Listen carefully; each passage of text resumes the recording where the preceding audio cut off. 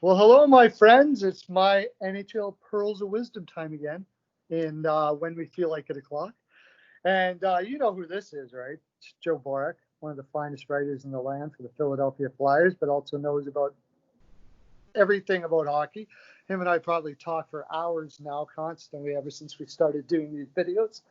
But I, you know how I like to include everybody, and I love the trades and finding out what value of players and stuff. And we've been doing that about Nylander and Goudreau and all of that in my previous ones. You can go take a look at those if you can.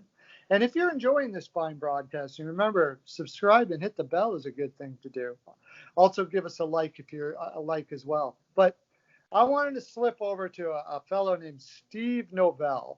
You could go over to Facebook for the Las Vegas Golden Knights uh, group that they have over there, and I went over there and asked him a question because there is a very interesting story going on there in Las Vegas with their goaltenders, and I went over there and just because honestly, I really was having a difficult time what to do with Marc-Andre Fleury and Lehner. So I went over there and asked them, and then we had this one fellow. We had so much response, but we had this one fellow. This is what he said. For Joe, let me think.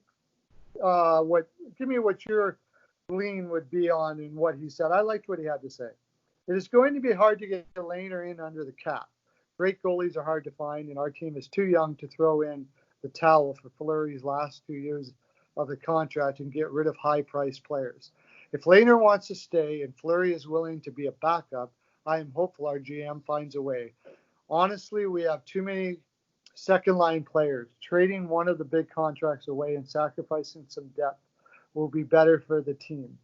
I think players like Waugh may be that easier. He is cheap as chips, but still a solid third liner with second-line potential. So basically, he's saying that it's difficult to have them because they really need top line, have both of them because it's going to be a lot of salary put up in goaltenders. But also, Lehner, a goaltender like Lehner is hard to find. He's also saying that Fleury is getting older and they could use solid goaltending down the road.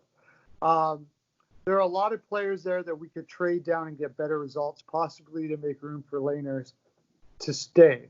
And so he's saying they could trade some of their second liners that they have, their depth at forward, to get both of them to be able to stay if they're willing to do so. Of course, we know that in doing that, they would be having a lot of money on two different on two goaltenders. But in this case, do you think it would be worth it? It would definitely, we talked about before the video how unconventional that team runs their organization since starting. And obviously it's worked to this point because they sign people very quickly that other teams obviously didn't buy into because they gave them to an expansion team. So, and it worked out very well for the most part for them. So I would say that I think it's going to be a tough decision for them because when I looked on Sport Track before coming in here, Fleury's cap hit because of his bonuses and all is like about $7 million per year, where Lehner's was $5 this year. So I don't think Lehner's going to stay at $5 with how he played. So if you can obviously somehow convince him that because Vegas is a good place for him, playing there is great for him, you can get paid. How about stay at like 5 to 5.3? Then voila, you fixed your issue there. But I don't think you're going to convince him to do that. So if he gets more than $6 million, that's going to be a little tough with your cap to pay one goalie $6 million and have another goalie's cap hit be $7 million. But like he said, if you have those younger guys, and we've seen this all around the league, if you have those guys that you don't think about coming into the year that kind of step up for you, like bottom six guys that have a top six potential that you're not really thinking of in your inner workings of your brain going into training camp, and you're like, oh, wow, Like those guys are guys every team needs to step up. So if you really believe in those guys in your organization, you might be able to get rid of some guys you're paying more in your bottom six and then just allow other guys to take roles in your bottom six rather than trying to sacrifice your top six, because I know a guy that's been in some trade rumors via trade Facebook groups I'm in is Smith, but I don't think he's getting traded in a million years, because the only way I ever see him getting traded is if I call them and say, hey, here's the best thing since sliced bread, because he works perfectly in their system. And they'll be like, oh, perfect. Yeah, other than that, I don't see them trading him. So I think they could do it, because I think if they believe they have the right team there for him, they believe in those guys that can step up. He seems to believe in guys that can potentially step up, like Roy. Yeah, you got some help there. You got some ability. I would say they would be the team to do it. If any team's going to do it and keep goalies at that price tag, they would be Vegas, because Vegas has been unconventional in the ways they try to win since entering the league, and it's worked pretty damn good for them. So I think it could be a very smart thing. Yeah. I mean, people are starting to wake up to the idea that having goaltenders of Lehner and Fleury's caliber can keep you in contention. You know, when with a cap room like this, the way it is now, it's hard to get the scorers. It's hard to get the defensemen, right? So if you can get the goaltenders that can keep you in the game every single game, you've got a pretty darn good chance. I have a feeling that, like you're saying here, that Vegas may go this route. Another thing, this was a great thing he wrote out to me here. He mentioned a lot of stuff.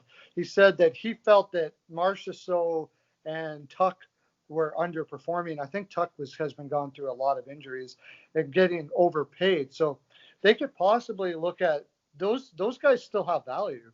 So they could possibly look at moving those guys on. I think they would move Tuch before Marchessault because of potential. You have a younger, I think Tuch's 24 still, Tuch's maybe. pretty young, yeah. Yeah. Marchessault's, I think, 27. So he's a guy also that I believe when he came in, became kind of a heart and soul, kind of with Tuch, but Marchessault established himself as that right away. He didn't have all the great time and was in the greatest spot in Florida, and then went there and hit it. I think this might have just been a down year for him. Granted, I think that also could have been the case for Tuch, who has a lot of potential. So trading those guys with the potential to strike right back are also guys you have to be very, very careful moving, because you don't want to look bad on the back end of that by trading them for what they did this past season, and then kind of having a team say, well, they didn't do as great this past year, so how about we only give you this tier prospect instead of this tier prospect? And then in the end, they look stupid because they go to the other team, and the other team turns them into exactly what they thought they could, but they just convinced you because of what they did this year to take a lesser tier prospect. Right. So that's the danger of trading people that I always thought of from like an organizational dynamics mindset after a down year, if you think they're going to bounce back. Now, if I believe as a guy that they're more potential, not going to fit into the new coaching system, and maybe it's better to move on for them, then yeah, you might as well do that. But if you think they're going to bounce back, you might want to wait till they bounce back and have the highest trade value to then trade them, rather than potentially risking not getting the best value. Yeah, I see what you're saying. I think he makes a good point, though. They have Roy, who's come up and played really well. He's younger than Tuch. And Tuch having the injury issues, maybe it's a good idea not to take a gamble. And if there's somebody out there and you can keep the two goaltenders. Actually, I'm going to correct. Yeah, I might correct what I said, though. I didn't realize Marchessault. I thought Marchessault was only 28 or 27, so I didn't realize he was all the way at 29 now. They might look for, since he's all the way at 29 on a $5 million cap hit, if they think they can get Tuch to stay healthier, they might look at that more, because he's at 29. I didn't realize he's still a very quality player. I still think he'll bounce back. But looking at that now from a dynamics perspective, a 29-year-old. He's at $5 million until 2023, 24. That might be more of a look than a guy that's contract expires the same year in Tuck, but is only at 4.75 and is only 24 years of age compared to 29 years of age. So I actually take that back. I think I didn't realize Marchessault, where does time go? I didn't realize that dude was 29. Exactly. Well, he was kind of a late bloomer in Florida anyways. But here's something I thought of while we were talking. Lehner is very unconventional too, which is he just seems to like, it seems like a good place for him there in Vegas. They could give him a 1-year contract like he already took, right? Then he's a UFA next year. So they wouldn't have to worry about protecting him for the expansion draft. Then all they got to do is find a goaltender to protect for the expansion draft. After the expansion draft's over, they give Lehner a long-term contract, keep Fleury there, and for the first 3 years, you got a crap load of contract, but you can also maybe do something with Fleury as well, work out a deal. Somebody on here talked about him going back to Pittsburgh. That would be interesting. We won't go too much into that. I talked about Seattle maybe because have him be the startup goalie for both expansion teams as they're expanding. Somebody mentioned that on would be this interesting Las for him. Vegas Golden Knights thing too. Yeah, mentioned that as well. Who knows? And Fleury, you know what? He's so nice. He'd probably go, "Oh shucks, okay," you know. But I think there's huge value of having two goaltenders like that in this next 3 years where the cap's not going to go up. To have your money wrapped up in goaltenders, I think is not a bad idea. Because I think it's going to be very hard to get those top offensive players and top defensive players at, it's costing $8-9 million a year right now. So if you've got $8 million wrapped up in two goaltenders, what's going to happen, I think, for a lot of teams is if their number one goaltender gets hurt, they're going to be so capped out that they're not going to have a good backup. And that's going to ruin their season, right? Where if you do it this way, you've always got a number one goaltender. Yeah. All through the whole year. Yeah. That or the way the Ducks did it with potentially having Dostal behind Gibson at a certain point, and they're going to have their own great issues there in the future of goaltending. And then in Philly, we have goaltending depth. If you can find, and how Pittsburgh did it with guys coming up when they were younger. Murray came up as Flower was obviously still a quality goalie. If you can have youngsters come up that are good goalies, that's another money-saving tactic. Obviously, if you can keep drafting your goalies well, because then your backup becomes someone that gets paid diddly squat as your starter's a very good starter. So that's the most efficient way to say. So obviously, with that being said, the reason I brought that up is if they keep Flower and do this, what would be best is if Vegas obviously scouts very well, picks a goalie they think has a chance down the line to develop, because then as Flower moves on, there's your backup eventually, you would hope, with Robin Lehner, if Robin Lehner does what me and you think he can do in Vegas and become a very good goaltender and finally makes a rooting establishment for himself in this league. So yeah, that's excellent. They do have a 21-year-old Brandon Patera that put up some good numbers. Oh, you're right. But I still think he'd probably need a couple of years anyways. So as a whole, this was a great comment from our reader here. I'm going to throw, I think we both come to the same sort of thing.